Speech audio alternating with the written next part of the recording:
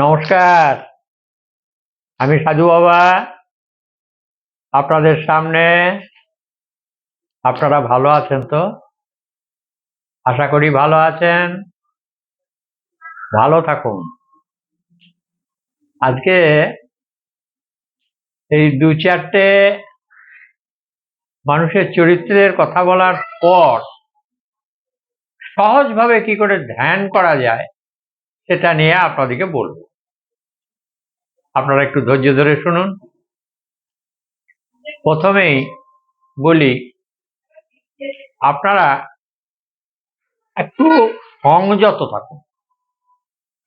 কিরকম না, কারু কথায় বিশেষ রাগ করবেন না। ক্রোধ খুব খারাপ জিনিস। মনটাকে সেইভাবে রাখবেন, কে কি বলছে না বলছে তার উপরে বিশেষ জোর না দিয়ে, অত গভীরে না গিয়ে হালকাভাবে নেবেন। আপনি যে জায়গায় রয়েছেন সে জায়গায় তো সে নেই, তাহলে তার কথায় কিছু মনে করে তার প্রতি উত্তরে নিজের মধ্যে কেন কঠোরতা বা কেন বিরক্তিকর ভাব পোষণ করবেন? এটা আপনাদের বলার প্রথম উদ্দেশ্য হচ্ছে, ধ্যান করার আগে আপনাদেরকে সংযত থাকতে হবে। আরো একটা কথা, ক্রোধ বলে একটা রিপু রয়েছে। এই ক্রোধিত হবেন না, কোনো সময় না। সারাদিন মৃদুভাষী অর্থাৎ ঠান্ডা মাথায় মিষ্টি করে কথা বলতে শিখবেন। এটা হচ্ছে প্রথম কাজ। কারু কথায় রাগ রোষ একদম করা চলবে না। কেননা আপনি যে জগতের মানুষ, যে জগতে আপনি পৌঁছাতে চাইছেন, সেই জগৎকে যেতে গেলে আগে সেই জগতের মতো তৈরি হতে হবে। তা না হলে আনন্দটা পাবেন না।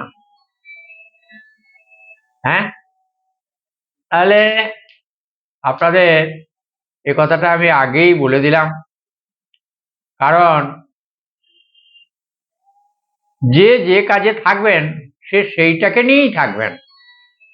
একই সময়ে দুটো কাজ বা তিনটে কাজ বা অন্য কোনো কাজ চিন্তা করবেন না। যে কাজটা করছেন সেটা আগে শেষ করুন, তারপর করবেন। কেমন? হ্যাঁ, আর ধ্যান করার আগে যেন আধ ঘন্টা ধ্যানের পূর্বে শান্ত থাকার চেষ্টা করবেন। হ্যাঁ, ধরপড় ধরপড় করে জামা কাপড়টা চাললাম, এই হাত পাটা ধুয়ে এলাম, হ্যাঁ দে দে দে আমার আসনটা দে, হ্যাঁ এই আসনটা কোথায় রেখেছিস খুঁজে পাচ্ছি না, এইভাবে নিজে প্রথমে বিরক্ত হয়ে ধ্যানে বসার আগে ভাবটা যদি ধরেন বিরক্তির ভাব, তাহলে আপনার ধ্যান করা হবে না। কাজেই ধ্যান তারাই করে যারা ধীর স্থির সংযমী পুরুষ, তারা। আরো একটা কথা, দেখুন এই মাটির পৃথিবীতে যারা আমরা রয়েছি মানুষ, তারা প্রচুর শক্তির অধিকারী। তো এত শক্তির অধিকারী আমরা হতে পারি, তবুও কেন হই না জানেন? ওই বিক্ষিপ্ত মনের জন্যে। আমরা সংযমী নই বলে, আর নিজেকে নিজে ধরে রাখি না, নিজের জায়গায় নিজে থাকি না। নভশ্চরদের কথা শুনেছেন নিশ্চয়ই, যারা মহাকাশে যায়, সেখানে ওই অত উঁচু জায়গায় উঠে চলাফেরা করা খুব মুশকিল, কারণ ব্যালেন্স থাকে না। কিন্তু মাটির পৃথিবীতে এত সুন্দর ব্যবস্থা যে আমাদের কোনো অসুবিধাই মনে হয় না। হ্যাঁ, তাহলে দেখুন এখানে নিশ্চয়ই শক্তি আছে, আর সেই শক্তির গ্রহণক্ষম ক্ষমতা আপনাকে অর্জন করতে হবে। তাহলে সেটা কিভাবে অর্জন করবেন? শক্তি অর্জন করা কি চারটিখানি কথা? তবে হ্যাঁ, এগুলো যুবক বয়সীদের জন্য বললাম। যারা বেশি বয়সে পৌঁছে গেছেন, অর্থাৎ 60-এর ওপরে, তাদের কিন্তু ভক্তিযোগ সার। তারা কিন্তু ভক্তির পথে থাকুন, নামের মধ্যে থাকুন, গুনগুন করে গান গাইতে থাকুন, আর হরে কৃষ্ণ নাম করুন, বা মাতৃশক্তি গ্রহণ করার মতো ক্ষমতা রাখুন, মাতৃভক্তি রাখুন। একটা কথা আছে, মনে রাখবেন, মাতৃভক্তি অটুট শক্তি, আছে যার, জগৎ তার, ইহজগৎ এবং মহাজগৎ সবই তার। কাজেই ভক্তি থাকতে হবে। ভক্তি থাকলে ভগবানকে অনায়াসেই পাওয়া যাবে। এবার ভক্তির পথে আপনাকে সাত্বিক আহার করতে হবে, নিয়ম শৃঙ্খলা মেনে চলতে হবে, একটু ভাবটাকে ধরে রাখার জন্য সব সময় নিজেকে তৈরি থাকতে হবে। যদি ভাব থেকে সরে যান, ভক্তির ভাব থেকে যদি সরে যান, তাহলে আনন্দটা পাবেন না, আনন্দটা বিচ্ছিন্ন হবে, বিক্ষিপ্ত হবে। সাবধান হয়ে থাকুন, চলাফেরা করুন। যারা বয়স্ক মানুষ রয়েছেন বা বয়স হয়ে গেছে মনে করছেন, ভক্তিপথই তাদের সার। ভক্তির ভাবে ভগবানের সাক্ষাৎ বা ভগবানকে জানা অবশ্যই হবে। হ্যাঁ, এরপর আমি আপনাদের সহজভাবে ধ্যানের কথা বলবো। ধ্যান তারাই করতে পারবেন যারা কম বয়সে রয়েছেন। হ্যাঁ, আর খুব বেশি বয়সে ধ্যান হয় না। তার কারণ হয় কি, হয় চাকরি করে এসেছেন সারা জীবন, না হলে ব্যবসা বাণিজ্য কিছু করে এসেছেন। সেই সব চিন্তা ভাবনাগুলো ধ্যান করতে বসলেই সেই সবগুলো আপনার চলে আসবে। হ্যাঁ, কাজেই 60-এর পর করা যায় না নয়, করা যায় অবশ্যই, তবে পরম স্থান যেটা, সেটা অধিকার করা একটু কঠিন হয়। তবে গুরু সহায় থাকলে সবই হয়। বেশ, ধ্যান করবেন। প্রথম পদ্মাসনে বসুন, আমি যেরকম বসে রয়েছি। এরপর হাত দুটো সোজা করুন এবং হাঁটুর উপরে রাখুন। তর্জনীতে আঙুল দিন, বৃদ্ধাঙ্গুষ্ঠী এবং তর্জনী যোগ রাখুন। এরপরে মনটাকে, আমি বলেছি না, মূলাধার থেকে শুরু করে আপনি প্রজ্ঞা পর্যন্ত নিয়ে আসুন, অর্থাৎ জোড়া বুড়ুর মাঝখানে। এবার আপনি আপনার গুরুদেবের মুখটা চিন্তা করার চেষ্টা করুন। যদি গুরুদেবের মুখমণ্ডল বা গুরুদেবের অবয়ব যদি দর্শন হয়, তাহলে সেটা করুন। না হলে ইষ্ট দেবদেবী স্মরণ করুন, অবয়বটা দেখার চেষ্টা করুন। দেখুন আস্তে আস্তে সেটা আপনার হৃদয়ে প্রমিনেন্ট হবে এবং আবছা আবছা থাকতে থাকতে সেটা গাঢ় হবে।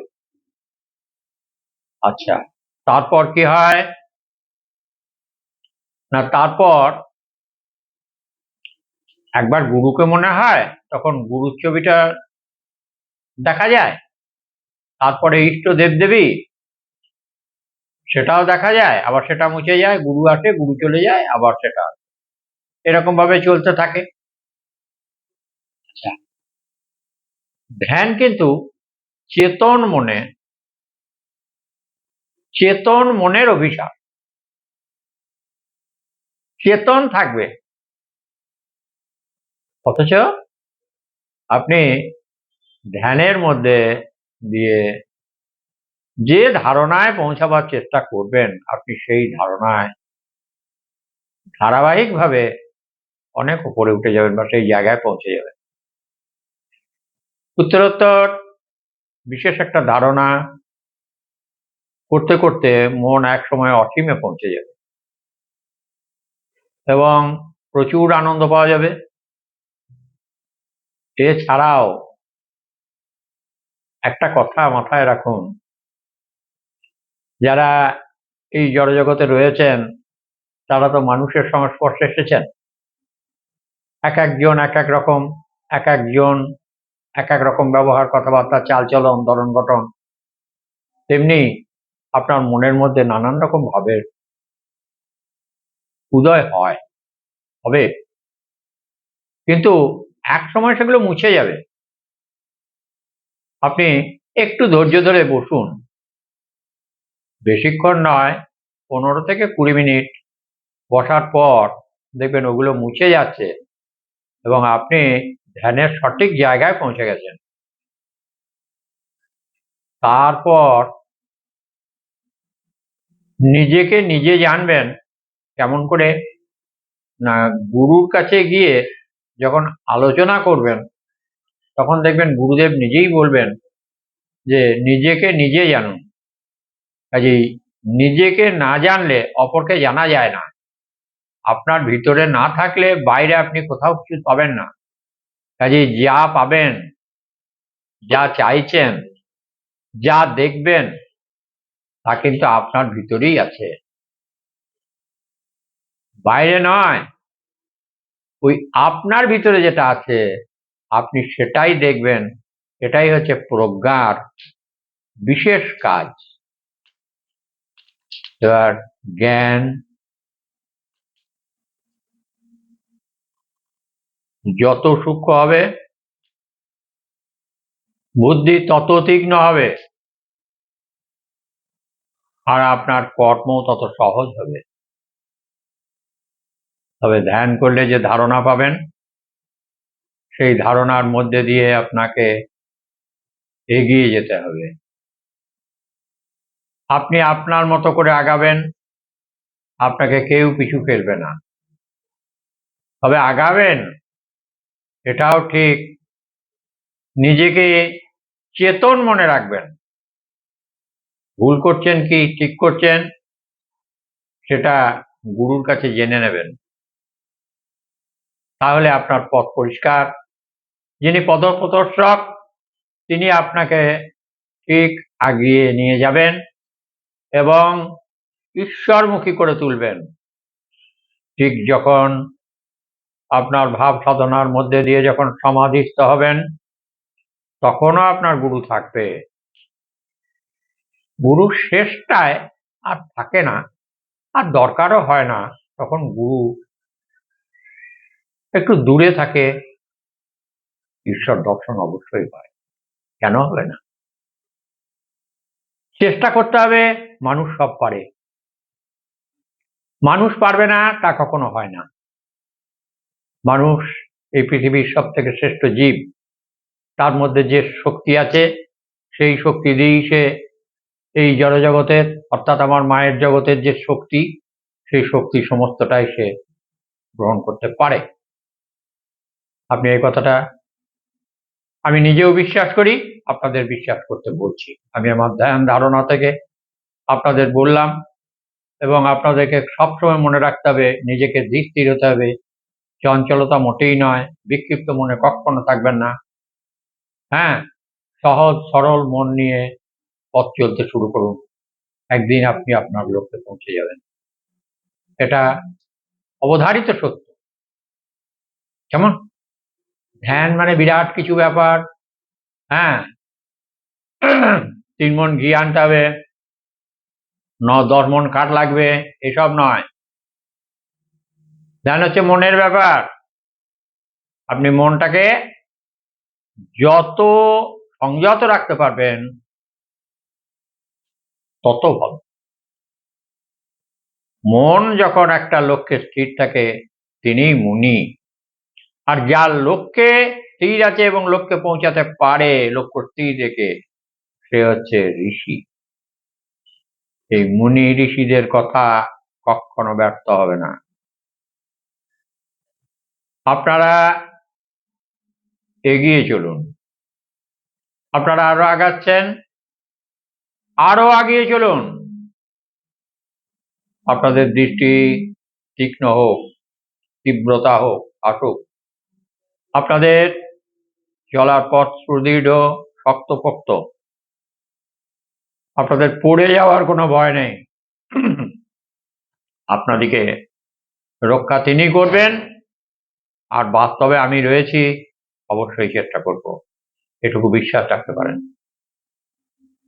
কারণ আপনারা যত ভালো থাকবেন দেশ তত ভালো থাকবে, আর আমরা ততই আনন্দে হাসতে পারবো। আমি চাই সবার মুখে হাসি ফুটুক, সবাই আনন্দে থাকুক। তো কেমন করে থাকবেন? একের প্রতি বিশ্বাস এনে, একের প্রতি শ্রদ্ধা, একের প্রতি বিশ্বাস, একের প্রতি ভালোবাসা আপনাদেরকে আগিয়ে নিয়ে যাবে সেই চরম লক্ষ্যে। আর সেই লক্ষ্যে পৌঁছাতে গেলে নিজেকে একটু সংযত থাকতে হবে, তা না হলে পরমায়ুটা তো মাপাজোপার মধ্যে আছে, একসময় দিনটা ঘনিয়ে আসবে, হ্যাঁ, হাত পায়ের জড়তা আসবে, সেদিন অসুবিধায় পড়বেন নাকি? কাজেই সময় থাকতে সাজ সাজ রব তুলুন, নিজেকে নিজে জাহির করুন, পিছিয়ে পড়ে থাকার কিছু নেই, এগিয়ে চলুন, দুর্বার গতিতে এগিয়ে চলুন। মানুষ অলস কুড়ে যদি না হয়, তাহলে আর তার মনের যদি জোর থাকে, তাহলে সে তার লক্ষ্যে পৌঁছাবেই, এটা কিন্তু সত্য। আপনি যা হতে চান তাই হতে পারবেন, জগৎটা আপনার। কাজেই এত বড় ব্রহ্মাণ্ডে আপনার জগৎ, আপনি দুটো করে খাওয়ার জোগাড় আর নিজের জীবন ধারণ এইটুকু পারবেন না, তাই কখনো হয়? এটা আমি বিশ্বাস করতে পারি না। হ্যাঁ, এই পৃথিবীতে কত জীব আছে, তারা বেঁচে রয়েছে, আনন্দে রয়েছে। আপনিও আনন্দে থাকুন, বেঁচে থাকুন, এবং সুখ এবং স্বাচ্ছন্দ্যকে বজায় রাখুন, শান্তিতে থাকুন। নমস্কার।